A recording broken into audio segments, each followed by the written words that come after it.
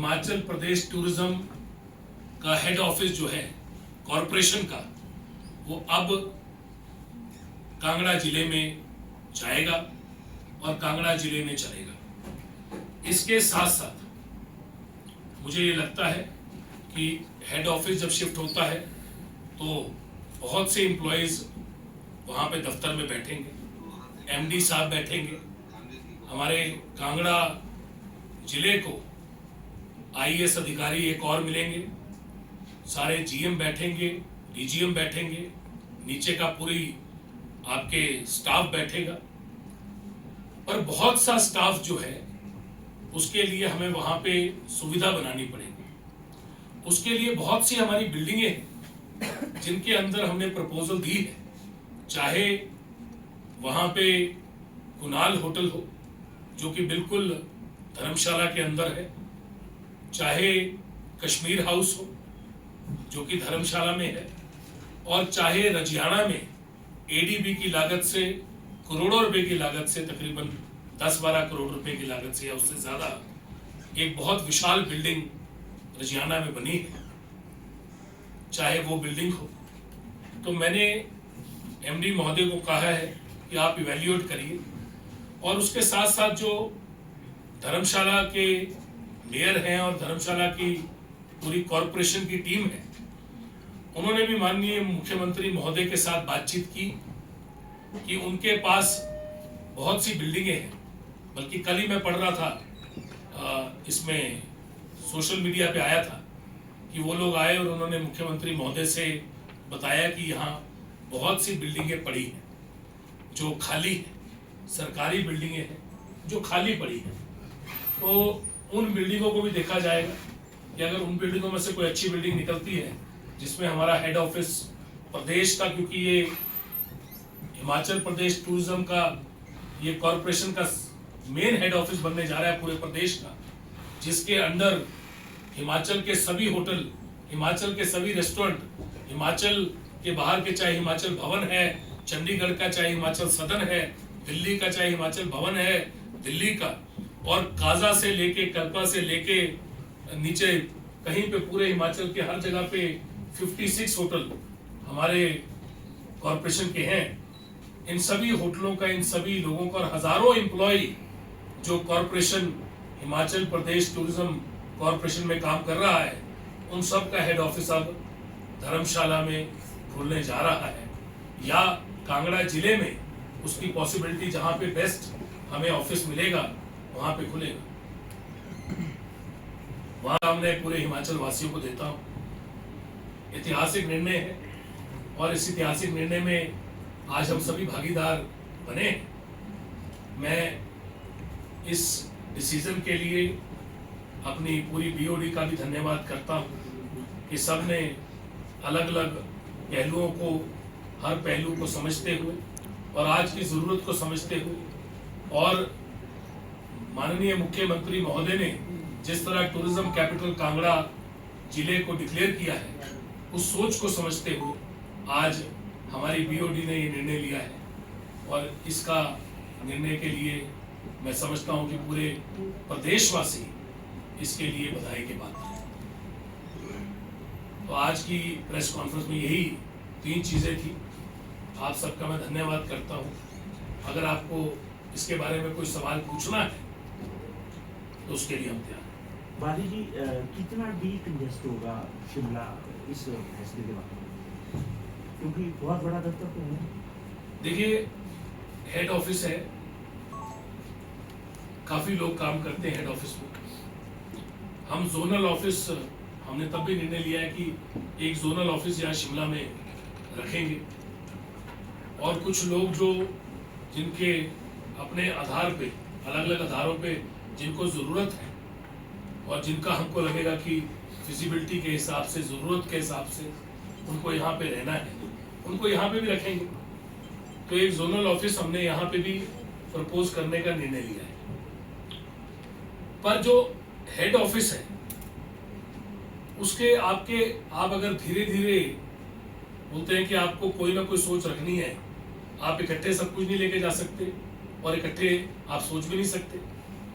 और शिमला कि अपनी शिमला हमारी राजधानी हम ले जाना भी नहीं चाहेंगे, पर धीरे धीरे ये कॉरपोरेशंस हैं, ये अलग अलग दफ्तर हैं, इनको थोड़ा थोड़ा डिकंजेस्ट करने की तो जरूरत है। अगर डिकंजेस्ट होता है और नई जगह पे जाता है तो नई जगह को भी एक बड़ी चीज मिलती है, सौगात मिलती है। आज 1972 के बाद अगर 2025 में अगर ये सौगात कांगड़ा जिले को मिलने जा रही है तो मुझे लगता है ये अपने आप में एक बहुत बड़ी बात है कि प्रदेश का जो हेड ऑफिस होगा टूरिज्म का वो धर्मशाला से कॉरपोरेशन का हेड ऑफिस चलेगा। बाली जी, आपने कहा 52-53 वर्षों के बाद ये आप इसको ऐतिहासिक कह रहे हैं, कहीं ये पर कतरने का, राजधानी के पर कतरने का फैसला तो नहीं है? दूसरा एस्टेब्लिशमेंट पे नहीं, बल्कि साहब दूसरा एस्टेब्लिशमेंट पे खर्चा होगा, आर्थिक संकट पहले ही है। आपके आज बीओडी की बैठक हुई, दूसरा सवाल इससे संबंधित है कि क्या कोई स्टाफ की कमी है? जहां हम बैठे हैं यहाँ भी स्टाफ की कमी है, तो क्या उसकी भर्ती के लिए, जो नई भर्ती है उसके लिए दिशा में कोई फैसले आज हुए? नहीं, देखिए, सबसे पहले तो ये है कि स्टाफ जो है वो निरंतर रिटायर भी होता है और नया भी रखा जाता है, अभी भी प्रक्रिया उसकी जारी है। दूसरी बात यह कि मैंने आपको बताया कि हमने हाईएस्ट टर्नओवर की, और ये आंकड़ा जो मैंने आपको दिया ये कागजों में है। ये आंकड़ा जो है this is your bank statement, ये बैंक की स्टेटमेंट होती है, बैंक में ये पैसा जाता है। और मैंने ये भी बताया कि खर्चों को कम करके 41 करोड़ रुपए हमने दिया है। अब होटलों की अलग अलग चीज है। लग्जरी होटल्स जो हैं, लग्जरी होटल, उसमें एक रूम पे एक्स एम्प्लॉय होते हैं, मतलब कई बार 4 होते हैं, कई बार 5 होते हैं, कई बार 3 होते हैं।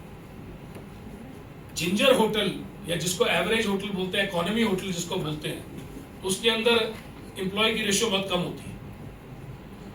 तो हमारे जो होटल हैं उसकी एम्प्लॉय रेशियो को हम तय कर रहे हैं। कुछ होटल हमारे शहर के अंदर है, उसको हम एम्प्लॉय रेशियो को कम कर रहे हैं, ताकि कई होटलों के अंदर आपको बटलर भी मिलते हैं, होटल में रूम में सामान छोड़ने वाले भी मिलते हैं, और कई होटलों में आपको सामान खुद उठा के रूम में लेके जाना पड़ता है।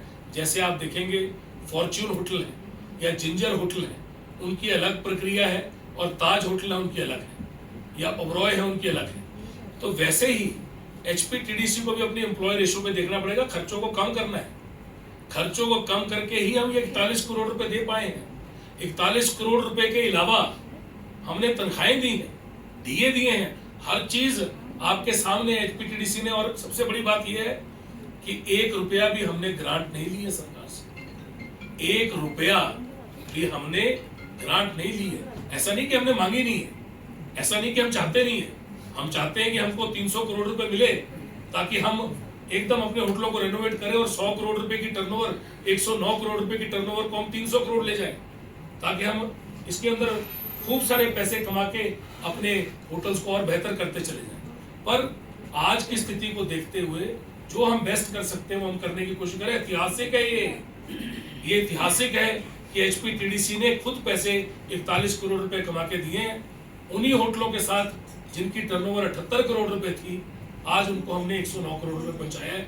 मुझे लगता है कि डीकंजेस्ट करने की जो आप बात कह रहे हैं, राजधानी के अंदर सारे दफ्तर हैं, सारे दफ्तर प्रदेश के, और राजधानी में टूरिज्म के जो सेक्रेटरी हैं वो यहीं बैठेंगे, टूरिज्म के जो बाकी जो सेक्रेटरीएट के लोग हैं वो यहीं बैठेंगे। यहाँ पे जो टूरिज्म के एमडी हैं, जो आईएएस अधिकारी हैं, ये और पूरा डिपार्टमेंट का जो हमारा कॉर्पोरेशन है, कॉर्पोरेशन हमारी एचपीटीडीसी की, ये आपके धर्मशाला में जाएगी। धर्मशाला मतलब कांगड़ा जिले में जाएगी, जिसको हमने टूरिज्म कैपिटल बोला है। एक विधानसभा शिमला में है तो दूसरी विधानसभा धर्मशाला में है। आपको ये भी समझना पड़ेगा कि धर्मशाला की भी अपनी एक जगह है, धर्मशाला के पास भी उनको हक, उनकी एक जगह उनको मिलनी चाहिए। कुछ दफ्तर डीकंजेस्ट होके कांगड़ा जिले में भी जाने चाहिए। आज मैंने इसको गो हेड दे दिया, आज मैंने इसको स्वीकृत कर दिया। बतौर HPTDC चेयरमैन मैंने आज फैसला लिया अपनी पूरी BOD के साथ कि हम इसको HPTDC के हेड ऑफिस को कांगड़ा जिले में लेके जाएंगे। अब इसकी प्रक्रिया चालू रहेगी, हमें बहुत कुछ देखना होगा वहाँ जाके। एम्प्लॉय जो यहाँ से जाएंगे उन्होंने घर भी लेने हैं, उन्होंने अपने बच्चों की एडमिशन भी करानी है, उन्होंने स्कूल भी देखने हैं, उन्होंने बच्चों के लिए भी स्कूल देखने हैं, उन्होंने बाकी चीज़ें भी देखनी है। पर ये अभी प्रक्रिया चालू होगी और एम्प्लॉयज़ के अपनी ज़रूरतों को देखते हुए कि उनके बच्चों की भी एडमिशन होगी, तो कई एम्प्लॉयज़ जो हैं उनका आपको ये भी देखना पड़ेगा कि स्कूल का किस टाइम से सेशन कब चालू होता है, सेशन के हिसाब से हम कितने एम्प्लॉय को भेज सकते हैं, कितने एम्प्लॉयज़ कब जाएंगे, कितने एम्प्लॉयज़ को हम फर्स्ट लॉट में भेजेंगे, कितनों को सेकंड लॉट में भेजेंगे, कितनों को थर्ड लॉट में भेजेंगे। ये एक प्रक्रिया है, पर आज डिसीजन ले लिया गया है कि HPTDC का हेड ऑफिस धर्मशाला या कांगड़ा जिले में कहीं पे शिफ्ट होने जा रहा है और इसके लिए मैं प्रदेशवासियों को ढेर सारी शुभकामनाएं और बधाई देता हूँ। सर, दो सवाल है। आपने बोला कि कांगड़ा जिले में कहीं पर, क्या धर्मशाला होगा, कहीं और जाएगा? देखिए, वहां पे जो जहां बेस्ट जगह होगी और जहां हमें जगह पे पैसे कम लगेंगे, जहां हमको लगेगा कि हमें पैसे के बगैर जगह मिल रही है, पहली ऑप्शन तो ये होगी कि पैसे के बगैर जगह मिले, तो जो ऑफिस खाली रहेंगे वहां पे हो सकता है। सेकंड ऑप्शन ये हो सकती है कि ये किसी भी जगह जा सकता है। कांगड़ा जिले में किसी भी जगह जहां हमारे को लोगों के लिए भी सुविधा हो, एम्प्लॉयज के लिए भी सुविधा हो, बड़ी बिल्डिंग हो, HPTDC का इंफ्रास्ट्रक्चर हो, बड़ा इंफ्रास्ट्रक्चर चाहिए, बड़ा दफ्तर चाहिए, उसके अंदर आपके सैकड़ों लोगों ने काम करना है, कोई 10, 20, 50 लोगों ने कोई काम करना नहीं है, सैकड़ों लोगों ने काम करना है। तो इसके लिए आपको बड़ा दफ्तर चाहिए जिसके अंदर गाड़ियों की पार्किंग की भी समस्या ना हो। तो और आपको ये भी देखना है कि बिजनेस वाइबिलिटी भी निकले। ऐसा नहीं हो सकता कि कोई होटल को हमने जाके पूरे को ले लिया। आपको पहले तो ये देखना है कि फ्री की बिल्डिंग आपको कौन सी सरकारी बिल्डिंगें पड़ी है जो खाली है, उन जगहों के लिए भी हमने आज बोल दिया कि आप इवेल्युएट कीजिए। और कौन कौन सी बिल्डिंगें हमारे पास बड़ी बिल्डिंगें पड़ी हैं जिसके अंदर इंफ्रास्ट्रक्चर उस हिसाब का है, वो देखा जाएगा। आज निर्णय लिया गया है, इसके बाद जो उसकी बाकी वर्किंग है वो करनी शुरू हो जाएगी। सर, दूसरा है कि और क्या BOD ने फैसला लिया, कोई होटल और लीज पर भी देने की, कोई आउटसोर्स पर या नहीं, हमने फैसला ये लिया है कि हम अपने जो होटल हैं उनको इवैल्यूएट कराएंगे। हमारे होटल A कैटेगरी के होटल, मतलब जिन होटलों में अच्छा बिजनेस आ रहा है, B कैटेगरी जिसमें थोड़ा कम आ रहा है, C कैटेगरी जो बिल्कुल बंद की तरह पड़े हुए हैं, और कई तो बिल्कुल ताला लगा के काफी, जैसे परमाणु वाला होटल है, वो आप खुद देखते होंगे उसकी क्या हालत है, परमाणु में हुआ करता है। आज it is locked, is it cafe locked है, और कब से लॉक्ड है, कितने टाइम से लॉक्ड है, कितने साल, 5 साल से ऊपर हो गए। अब 5 साल से ऊपर कोई चीज लॉक पड़ी हुई है तो उसका क्या करना है, उसको खोलना तो है उसका ताला। स्टेट का पैसा लगा, स्टेट की जगह 5 साल हो गए बंद पड़ी है, खंडर थोड़ा ना बनाना है उसको। तो इसलिए HPTDC कॉर्पोरेशन है, HPTDC को अपने आप को आगे बढ़ाने के लिए बड़े निर्णय लेने हैं। मैंने आज माननीय मुख्यमंत्री महोदय से निवेदन किया है और उन्होंने हमारा निवेदन माना है, और मैं माननीय मुख्यमंत्री महोदय का धन्यवाद करता हूं कि माननीय मुख्यमंत्री महोदय जी ने हमारे निवेदन को एकदम माना कि हमें अपने काफी सारे होटलों को रेनोवेट करना है, मतलब काफी सारे होटलों को ठीक करना है, अच्छा करना है, वेल टू डू करना है। और उसमें काफी सारे होटलों के बारे में चर्चा हमारी सुबह की मीटिंग में हुई, और उसके बाद माननीय मुख्यमंत्री महोदय ने जिस तरह अपनी प्रेस में बताया कि कुछ होटल जो बंद पड़े हैं, उसके भी हमने आज BOD में निर्णय लिया कि कंसल्टेंट अपॉइंट करें और उसकी फिजिबिलिटी देखें कि क्या उसको हमको O&M पे देना है या क्या हमको उसको रेनोवेट करना है। उसकी रिपोर्ट आने दीजिए, फिर आपके बीच में आएगी।